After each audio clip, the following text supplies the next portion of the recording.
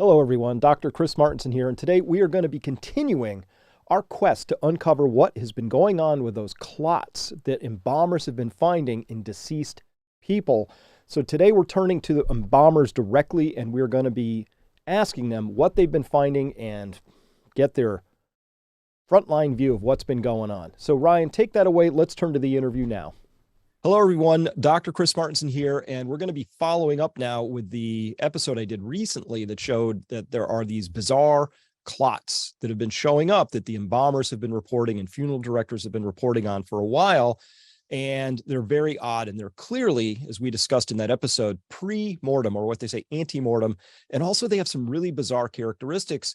So they're unusual. Well, to talk about actually how unusual, we're going to go right to the source. So we're going to be talking today with at least Richard Hirschman and Anna Marie Brasfield Foster, if I get all of that right. Anna, thank you so much for being here. I know you got some storming going on there, so we're going to start with you. And now that we've seen your face, just to preserve bandwidth, if you want, you could maybe cut the video out and we'll see if that works better. But I would love to get your background, how long you've been in the business, what you do, and when you first started to notice what you might consider to be unusual clots and how it was you knew that to be the case. Okay, I'm a licensed funeral director and embalmer in the state of Missouri. I started in this profession in 2010. So I'm still a newbie, as they say, but I've seen enough. I've seen plenty enough to know when I see something that is not normal and unusual. So therefore, when I saw these, I questioned it, and I questioned a couple other embalmers in my state that I'm friends with. And then I found out about Richard, and Richard and I have made a connection since then. I think I was the second one to speak out with Richard. Wasn't I, Richard? I'm pretty sure that's right. So the first time I saw the strands, they were, probably 8 to 10 inches long, and they were really rubbery, hard, kind of almost hard to the touch. Calamari is a good example. That's the example I think I told Richard in the very beginning was what it reminded me of. There was more than one. There's been several. The clotting is significantly more, just regular clotting that we see every day, but these fibrin strands were just enormous, and I mean, it was just incredible to see these things coming out of people. It was bizarre. That's the word I can come up with. And I have seen there are fibrin strands inside of embalm body. When we're embalming a body, there is fibrin that we do come across. That is true, but nothing to this measure, nothing at all to this measure. And Anna, so my question, these long fibrous calamari kinds of things, are they adhered? Are they attached, or do they come out of the vessels easily? Well, like I was saying, I build up pressure when I'm embalming, and it pushes those out. I don't know how else to describe it. I leave the vein closed when I'm embalming, and then go ahead and start pumping my fluid in, and that builds up enough pressure, and I think it gets them moving. They're not attached per se to the walls of the veins. They come out freely once you get that pressure built up and the flow going. And like I was saying earlier, that there's a lot of embalmers that I've talked to in my state, one in particular, and he was having drainage issues. Like, he was telling me that he couldn't get any drainage on these bodies all of a sudden. And so then I told him how I was doing my embalmings, and then he did start seeing some of the fibrin strands when he built up the pressure to get them to move. All right, but as you said, clotting is not an unusual thing in a body to find, but these clots were unusual. But just before the weirdness started showing up, Anna, what percentage of bodies would you say had any clots in them that you would work on? Is it half, 80%? I would say everybody has clots to an extent in them when you're embalming, but not like this. None of them were like this before 2021. None of How them. many I've bodies? never seen these. So how many bodies pre-2021 would have what you would consider clotting to the extent that it caused like a significant drainage issue, as you're describing it? Hardly none. I've always had a 1 point body. I mean, very rarely do I have to go to another point to inject. So very rarely do I have clotting issues before that. Yeah, but now, when you say, so I just want to try and get the cadence of when you started noticing these, whether they've hit a peak of any kind, but when it was at its worst, say, and I don't know if it's even gotten to its worst, but how many bodies would you say at that point are having significant drainage issues where you have to, insert multiple points, as you're saying, to achieve the drainage you're looking for? Well, I believe I spoke to my friend here in Missouri that's an embalmer in beginning of 2021, and that's when he was having the drainage issues. And I didn't think anything of it at the time, and just thought, "Oh, I don't know, that Mm. happens sometimes, but not very often. It just doesn't happen very often." And um, then then I started noticing these long fibrin clots, and then I had to like change the way I was injecting my fluid. Like I said, I was building up pressure instead because I started noticing more clots. And Mm-hmm. then the fibrin strands started like showing up. It's just like these are weird. What is that? And then more and more. I mean, it seems like every time I embalmed a body, each individual body was showing me more signs of those fibrin strands. And to the point, like I said, I pulled a 3 foot fibrin strand out. That's just not normal. I mean, Mm. it's not chicken fat. It's not, as they call it, chicken fat. It's not, there's any blood clotting, actual blood clotting attached to it much. It's just a long fibrin. It almost looks like the artery itself. Honestly, that's the best way to describe it. It's almost the same texture as an artery. Wouldn't you say, Mm. Richard? Yes, like a ligament or a tendon that you might run across. It's very much the similar texture of that type of tissue. I agree. All right. Well, Yeah. Richard, let's turn to you now. So, hey, welcome to the show. Good to have you here. You and I had a really nice long talk the other day, and my eyebrows only went up about 10 times during that talk. Please introduce yourself and your experience and your job. Yes, thank you, Dr. Martinson. It's a pleasure to be here. I've been a mortician now for probably 21 years. I started back in 2001, where I remember being in the funeral home when 9/11 happened. So I'm pretty accurate as far as my timing. I was fully licensed, finished with mortuary school in 2004, went to work for a large mortuary service where we would embalm somewhere between 900, maybe 1,000 bodies a year. Worked there for a few years. So, I mean, I have a lot of experience with the embalming process. As time goes on, I start doing some other things. Next thing you know, I decided in 2015 to do what we call trade embalming, and that basically means I'm a contract embalmer. I help out funeral homes when they need me. A lot of times, funeral homes get busy and they don't have time to do the embalming plus all of the other tasks that are involved, so they call me to help. Since then, 2015, my business has grown quite substantially. I embalm. I was probably embalming three 300 to 400 bodies maybe in a year. Um, and that was until 2021 hit. Everything changed then. We're here to discuss this abnormal clotting. I want to give you an idea of my experience. Anne is 100% correct. We are very familiar with what blood clots are. We've seen them. It's on occasion. They typically look like a piece of red jelly or jello. At worst, it might look like a little bit of jam. So sometimes the blood is coagulating a little more together, and sometimes you can get some fairly decent sized clots out of somebody. But typically, if you try to manipulate them at all, they simply start to fall apart in your hand, just like a piece of grape jelly would if you try to get it off the counter.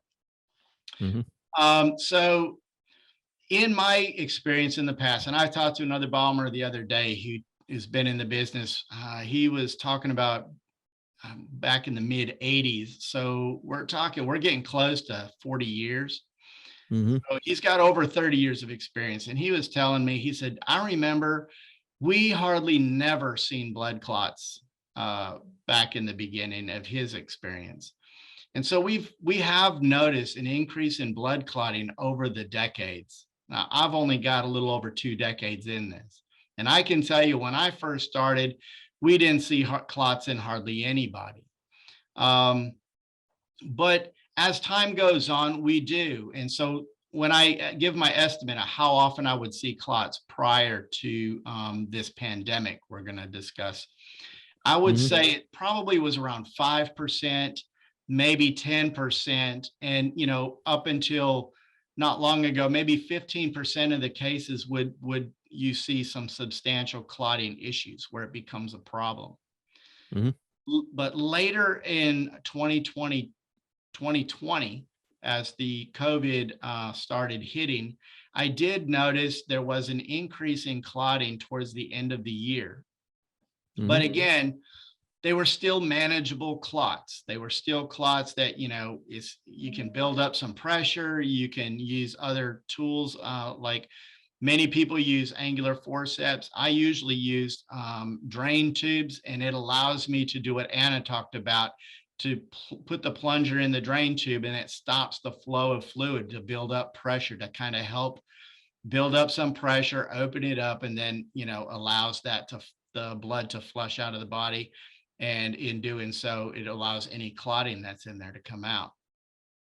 But then when 2021 hit, literally in January, I mean, it's almost to the day, Mm. I experienced a huge influx in the deceased. And I also noticed a huge influx in clotting issues. Now, these strange clots that we're here to discuss, this fibrous looking material that I'm seeing, I was so busy, it was hard for me to pinpoint exactly when I started seeing them. But I recall, or to the best of my recollection, I really started to notice the difference in the clots and seeing these white fibrous structures. And I'm going to guess around May. It could have been in April. It might have been even a little earlier than. It's kind of really hard for me to say because I was so busy doing what I was doing. I'm just trying to get my work done. But definitely no later than June. So I'm going to estimate a May of 2021, I started noticing the clots looked different. There's this white fibrous strand that's running in there. And what was more concerning than anything was that we typically find blood clots in veins. We would hardly never see a clot in an artery itself. Now, I can't say that, medically that's an impossibility. I'm just saying, as an embalmer, I've never really, hardly ever would see a clot in an artery. Okay, I just want to break in here in the middle of this interview very quickly because I got some incredible data in between the time I recorded that interview and now, which just came to me in my inbox, which is a survey of a whole lot of embalmers. So we've been talking with 2 of them. Thank you so much to Richard and Anna. We'll come right back to them in just a second to continue that conversation. But let's go now to the survey results. These come to us courtesy of Tom Haviland. He saw the movie, died suddenly, and said, hey, I need to find out more about this. And being the kind of guy he is, well, he went out and conducted a survey. So here it is. He says here, in conjunction with well-known multimillionaire Steve K, I don't know if I can say his name on this channel on YouTube. We have conducted a nationwide, but Steve's an awesome guy. Check out his Substack, KIRSCH. That guy, amazing guy, does incredible work on this. In conjunction with him, we have conducted a nationwide embalmer blood clot survey during December 22 through January 2023. So they had about 2 months there. The survey was sent out to the presidents of 30 state funeral director / embalmer associations across the USA, and went out to about 800 funeral homes. Hey, guess what? Over 80 embalmers, I think they got 128 responses out of this. Over 80 embalmers, about 70% of those surveyed, are seeing the same types of clots that we were just talking about. And the main consensus is that these white fibrous clots first really appeared in the year 2021, but they have some data. So let's go to that data right now. This is kind of fascinating. I love stuff like this. First up, here's a list of 50 states. If it's kind of small, I just wanted to show you that every state I highlighted in red didn't respond at all. So we didn't get responses from some states, or Tom didn't. Thanks, Tom. But there weren't responses to this survey from some states, and some are highly represented. Ohio got a lot of responses. That's that brown bar up in that third column to the right. And just interesting to see which states did and did not respond. So what happened? Question was asked, have you observed any large whitish fibrous structures or clots in the corpses you have embalmed? Here we see that 68.75%, or 88 out of 128 said, yep, sure have. And surprising, 31% said no. So kind of interesting that 31% are saying no, or close to a third are saying they have not seen them. First question I would ask is, we'd have to look at a second layer of this, which is some of these people, some of the embalmers are very high volume operations. They're dealing with hundreds of bodies per year. Some might have come from smaller outfits. They may not have seen it. We would then love to know, is there any difference in sort of regions? Are we getting more no's from one region or set of states than others? Things like that. So we don't have that data here, but for sure, we see that about 70% say yes, they have seen it. Next question. Well, what years did you observe these large whitish fibrous clots structures? Check all years that apply. Let me get my drawing tool out here real quick.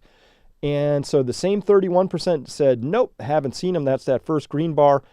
About 7 or 8% said I remember. 7 or 8% clicked the boxes for, say, 2018-19. A little bit more in 2020, but by and large, with close to 60 and a little over 60% of people, of the respondents, said that's where we saw them. If I saw them, I most likely saw them in 2021 or 2022. And because of how we can interpret this data, we can say that many of them had not seen them prior, or didn't recollect seeing them prior to 2021. So this gives us a date when these things started showing up, which matches with what Richard and Ann have been telling us. Also, next question, where in the bodies have you observed these large whitish fibrous structures or clots?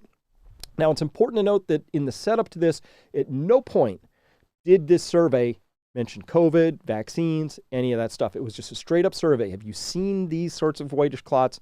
If so, when? And now they're asking the question, where? Again, the same 31% here saying, I didn't see any. But of those who saw them, 60% are saying in the neck, also in the arms, legs, abdomen, and other. So we'll go to other in just a second, because it's kind of interesting what showed up in the other descriptions there. Maybe not surprising, given how embalmers work. Many of them work in the neck or carotid arteries as a place to begin the draining and then the embalming fluid process. So maybe not surprising on the where too much, but we'd want to see more about that. But this was interesting. Other notes on the location. They got 9 different responses. Response 1 here said, these whitish clots, they are observed coming from the vein that blood is being removed from, i.e. if the carotid artery is being injected with fluid, the clots will come from the jugular vein. Second person said, mainly in jugular veins. Smaller fibrous structures, not the big ones, the smaller fibrous structures are seen in arteries. Number 3 said in venous drainage. Number 4 said, when I massage, I pull them from the jugular vein with my drainage forceps. I suspect I am also breaking them free from somewhere, but not sure where.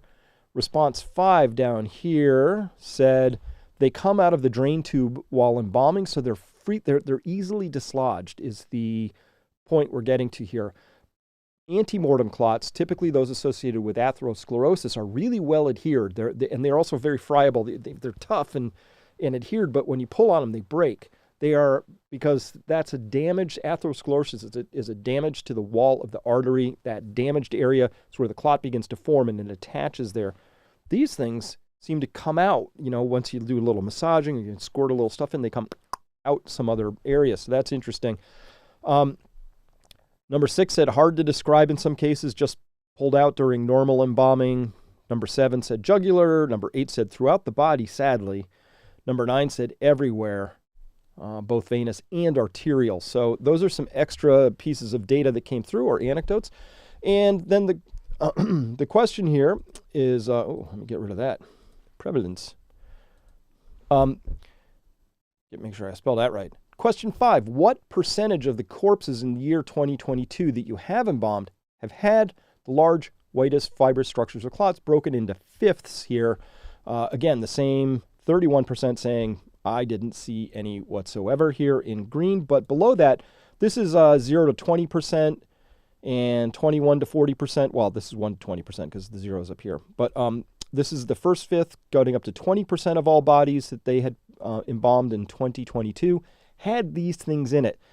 But roughly a quarter each, I'm sort of generalizing wildly, said that anywhere from 21 to 40% or 40 to 60% of the bodies, that's about half the sample size here, said 20 to 60%, like of all the bodies coming in, where if you remember from earlier, these things had not been seen before. And now suddenly some people, some embalmers, for whatever reasons, are starting to see these in upwards of half or more even. Look at this, about 8% of respondents said they're seeing them in 61 to 80% of all the bodies. And one embalmer down here said, gosh, I'm seeing them all the time now. I see them in 80 to 100%. So that is a fairly normal distribution of prevalence you would expect to see with something that doesn't happen equally, and it's also non-random. You would expect to see sort of a distribution around this a little bit where, yeah, for the most part, you're not seeing it, but in some cases you're seeing it a lot. That's just what happens in the experience of life when things are distributed that way. So not too surprised by this, and potentially, though, we'd have to ask the question that if we had conducted full autopsies on every one of these deceased people, how many times would we have seen it? That would give us a true prevalence. We might not be getting it with embalmers because of if they're, draining here and inserting fluids there, it might be that the clot's way down over here and it allows fluid to flow past. Well, you might not notice it ever. So I would suggest, if anything, this is probably a minimum prevalence because this is what was noticed during a normal embalming procedure. And so there might be more because, again, a normal embalming procedure might miss some things. So here, this question is, have you observed an increase in the number of traditional grape jelly blood clots in the last 5 years in the corpses you have embalmed? Answers here include yes for the majority of the respondents. To call it about 2/3, and about 1/3 said no increase. And I wonder if these no's are the same as the other no's. Hard to know. And then finally here, we have a question that says, what year did the increase in traditional grape jelly blood clots start? Please select only one answer in this case and select no increase if you haven't observed any increase. And again, we have the same 30-some percent that said, no increase whatsoever. Very few people selected 2018, very few in 2019, but interestingly, we now see 2020 starting to show up, and then 2021 and 2022 as the year you first noticed this as an embalmer. And so this fits with the idea that COVID itself does cause clotting irregularities. That's a known part of it, but it's causing what are called these grape jelly clots, and people were noticing those in the context of 2020.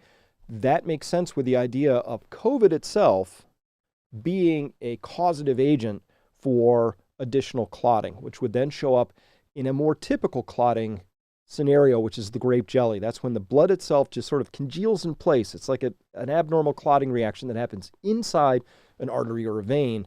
Whereas these fibrous clots, as Richard and Anne-Marie have been telling us, they didn't start showing up until about May of 2021, so 5 months after the initiation of the vaccination campaigns. Make of that what you will, but that's when they started noticing them, but they too had noticed an increase in clots back in January. That fits with this data right here. So with that, we are going to return now back to our program and continue the interview with Richard and Anne Marie. All right, let's go back to that. So hold up. Are you finding, Richard, that these fibrous things we're talking about, the calamari, are these coming out of both veins and arteries? Even Exactly. Stephen? Yes, Really? exactly. I can send you the picture. I'm sorry, Anna. What's that? What's that, Anna? I've only got them out of veins, out of the vein. I haven't seen the arteries. Okay, well, Sorry about that, guys. No, that's fine. No, I thanks. started noticing them in arteries themselves, and then people would question me saying, "Oh, well, that's plaque," or But I'm familiar with plaque. I'm familiar with arteriosclerosis and arteriosclerosis, where you've got the thickening of the arterial wall. Those things come out in chunks. They're usually, like, if it's arteriosclerosis, it's a little fatty type buildup on the wall of the artery. They're not going to come out in any length. And arteriosclerosis, the hardening of the wall, they come out literally in chunks, like little fragments. And so I understand that there is a difference. And so I had one time in where I literally had an assistant that was in there, and as soon as I cut the artery, I saw the clot, and so I had her videotape this removal of this clot out of the artery. But I also have another picture of another one that I did, and I laid a ruler beside it, and it was 33 inches long. But what's interesting, if on that same picture, I had pulled out another clot out of the vein right next to it, and it was long as well. But what's fascinating is that same white fibrous structure ran through both the one from the artery and as well as the one from the vein. So as I'm seeing this, I'm becoming very concerned, and around the middle of last year, in the middle of 2021, you started hearing all of these. There were people that were starting to die, younger people, like Anna mentioned. I was noticing that we were starting to get people that were dropping dead from sudden heart attacks and strokes. And it wasn't just the older people, it was younger people in their earlier 60s, their 50s, their 40s, and even some of them in their 30s. And sometimes these structures are really long and sometimes they're not that long. But when you hear of strokes and heart attacks, you think of an embolism maybe getting its way in there, stopping blood flow. And as we're seeing the stuff that we're seeing, it's like, no wonder these people are dying of heart attacks, because it wouldn't take much of one of these things to break off to cause such an event that could cost them their life. So in around September of 2021, this stuff had been getting really bad. And I had a really large one of these structures that I took out of this person. It was almost literally the length of the person's leg. The picture is really alarming. And when people see the picture, the first thing they notice is the size of that large blockage. What's more alarming to me, though, is that if you were to zoom in underneath, like where the knee is, you'll notice a lot of smaller white ones that look like small worms. Those are the ones that probably could break off or float around in the body, causing another problem, like the heart attack or the stroke.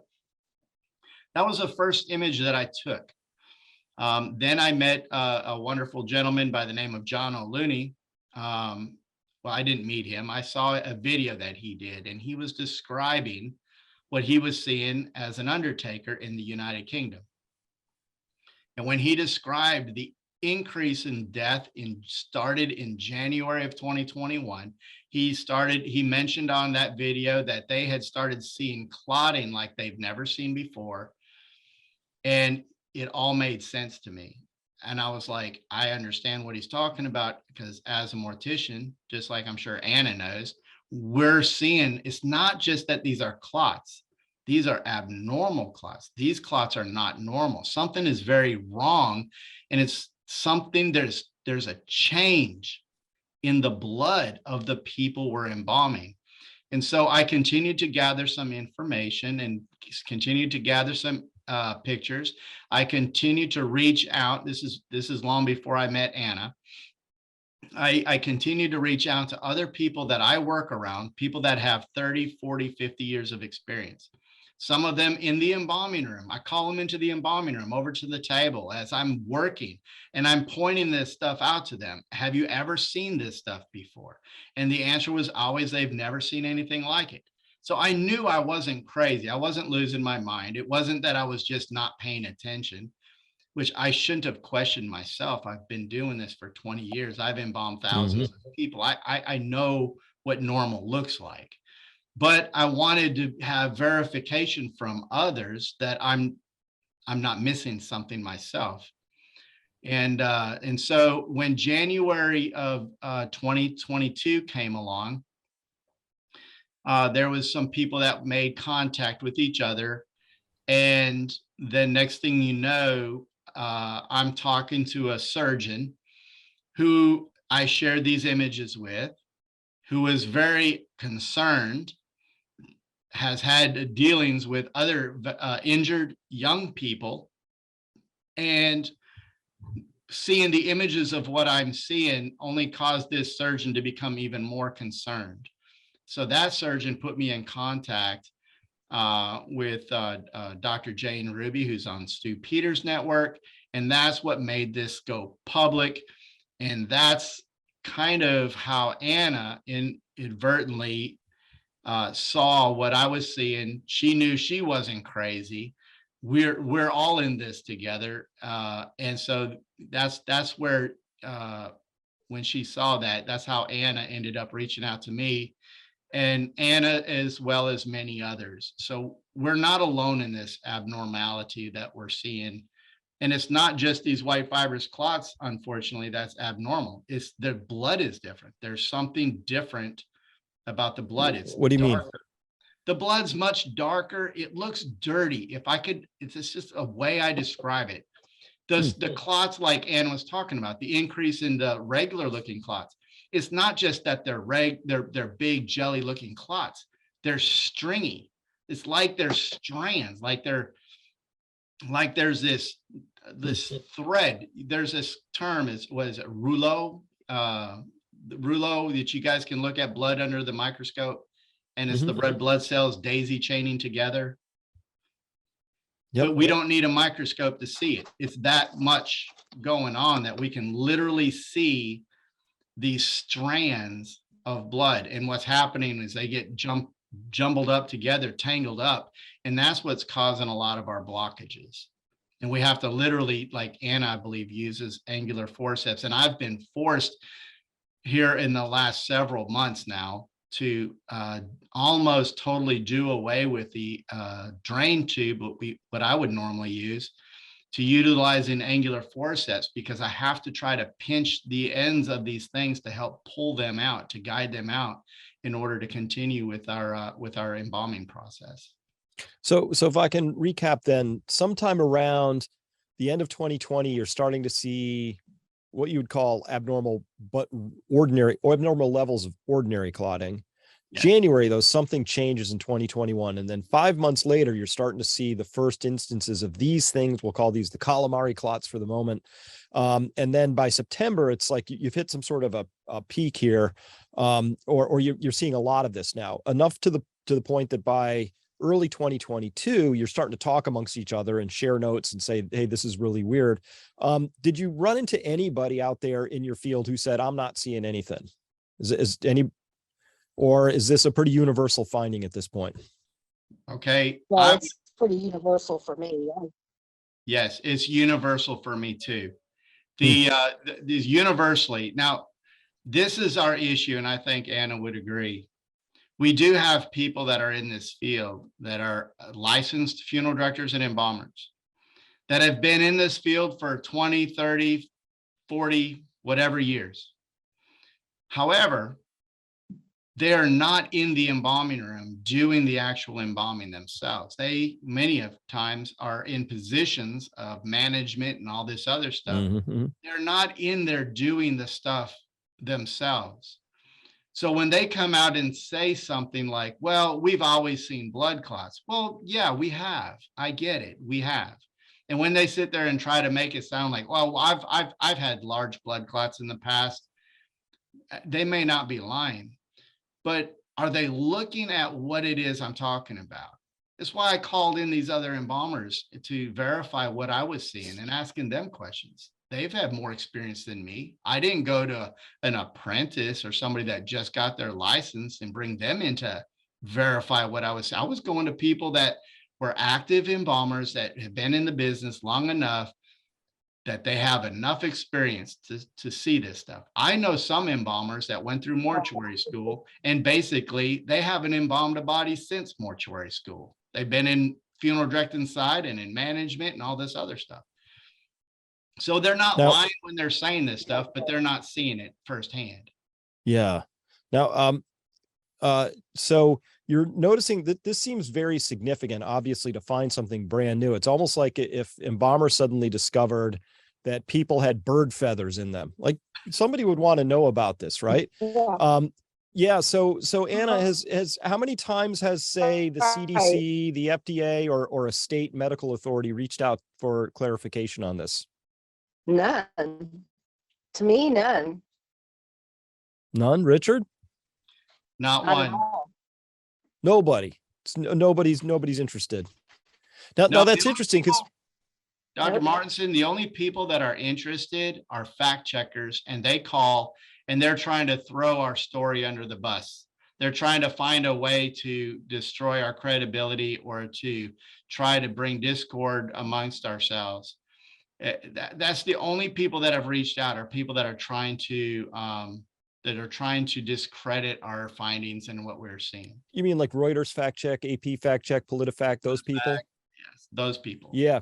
Yeah, I've investigated all of them. All of them come from either a journalism school, or their last job was at Teen Vogue, or they worked they had an Etsy shop selling macrame. I tell you what, not one of them is qualified to fact check any of this. So you can take that to heart. So this is interesting to me. So I'm asking about the FDA, CDC, and any federal interest or state interest, because I'm looking here now. Somebody just pointed this out. Where did I see this? This was on Mary Ann Demasi's Substack, and she said, hey, what's going on with the FDA? Because in July 12th of 2021, on their website, they snuck it out. I missed it, and I watched this stuff like a hawk, I thought. And they said, July of 2021, they write, quote, we've been, routinely using screening methods to look for safety of these vaccines. And they say 4 potential adverse events that we do notice are pulmonary embolism, acute myocardial infarction, immune thrombocytopenia, and disseminated intravascular coagulation. So they noted those 4 things.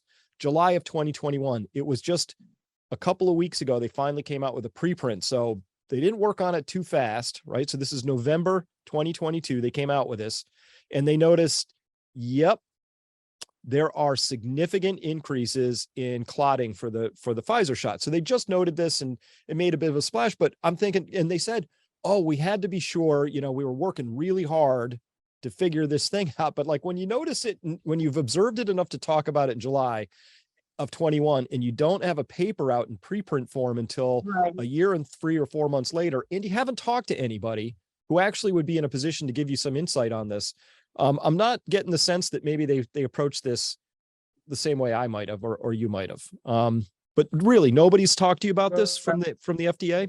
Nope. No. Anybody in your field who's been talked to about this? Not a one.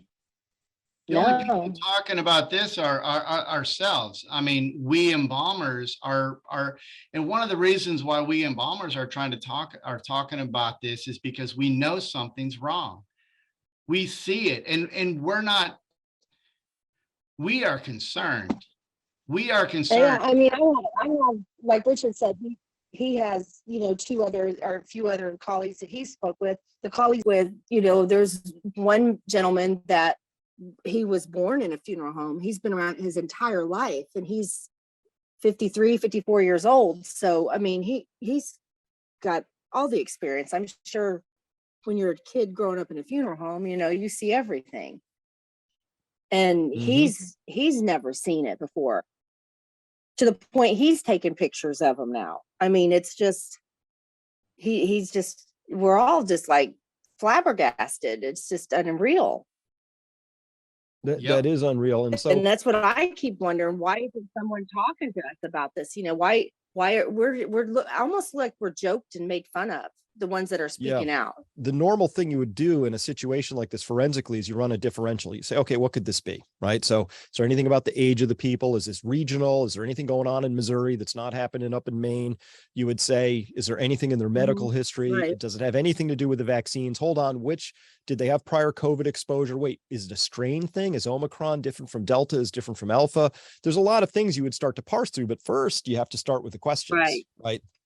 So that's why I'm trying to just sort of, we're fumbling around in the dark here. So here's the data we have. Strange clots show up towards the end of 2020, January 2021. They come on scene. 2, we noticed that there's these strange fibrous clots are showing up 5 months after that, sometime in May.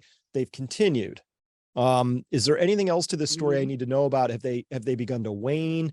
Are there more of them, less of them? Where are we today relative to the peak of them, would you say? Okay, well, this is where I'm seeing it right now. I have noticed a bit of a decline as far as my workload goes. The amount of these larger white fibrous structures that I'm seeing seem to be on the decline. It's not as much as it was. And then as soon as I say that, the next thing you know, I get a handful of them in a row that I'm finding them. So it does seem to be on the decline. And I don't have an idea, or I don't know 100%, but I do know that the vaccination rate, especially with the boosters, is also highly gone down. I mean, people are not trusting them anymore. They're not taking them. So is there a correlation to that? I don't know. But I just did the numbers with somebody recently. As far as like the clotting issue goes, I keep track on my computer in just 3 different ways. I have, well, 4. If I find out they were vaccinated, because I don't sit with families, I don't know, I hardly never get that information. But if I do, I highlight that in green. So then if they have clotting, that is maybe somewhat suspicious, but it could be normal, I highlight that in yellow. And then if it's this more white fibrous looking stuff, I highlight that in orange. And if there's no clotting issues at all, or such a small amount of clotting, the stuff that I think Anna was talking about, sometimes we'll see small amounts of clotting in bodies. I'll leave it blank where there's no highlight or no color at all. And I believe the number out of the last 140 bodies that I've embalmed, 15 were not clotted. So that's a pretty significant number of bodies. Whereas in the past, like I said, maybe 15% of the bodies might show issues of clotting, where now it's 100% turned around in the opposite direction. Now almost everybody has clotting issues. And the number of fibrous structures is a little bit on the downside. I'm going to still be putting it probably over 40% of the time. Getting closer, maybe 50% or a little bit above. So I'm going to say somewhere between 40 to 55% is having this white fibrous stuff. And the ages, like Anna said in the beginning, it did seem that the elderly were more apt to find these white fibrous structures in the beginning. But then that was the first group of people that were given the vaccine, was to the elderly. So, you said that report came out July of 2021, and they said it was people over 65, correct? Yeah. Well, that's all they studied. Exactly. Well, in back then, you could have said that to be kind of true. However, I do know that in 2021, I started noticing a lot more young people that were dying. And I'm not talking about little children. I'm talking about people that were working age, in their 50s, 40s, and 30s. And I started getting some of those bodies in. And next thing you know, I noticed this strange anomaly happening in their blood. So maybe they did that report and it was in the people that were mostly over 65 because that was the first group of people they did. What did they do? Stop the study? Because maybe if they continued on, they'd find out that, all of those things that you mentioned in that report all dealt with blood and the circulatory system. And that was our concern, Anna's, mine, and many other of these morticians that are speaking out. All of these things that are happening, these sudden heart attacks and strokes, all stem to the change in people's blood system and their circulatory system. All right, everybody, that's as far as we can go out here in Publicville, where we're still not able to talk completely freely due to censorship. If you want to see the rest of this incredible interview, and by the way, we get a little more speculative, we talk about some other subjects, and we start tying this to other things, which I think you know what I'm talking about. You can find that back at peakprosperity.com. Come on by there if you want to hear the rest of this interview. I'm pretty sure you do. All right, everybody, thanks for listening, and we'll see most of you back over at Peak Prosperity. Bye-bye.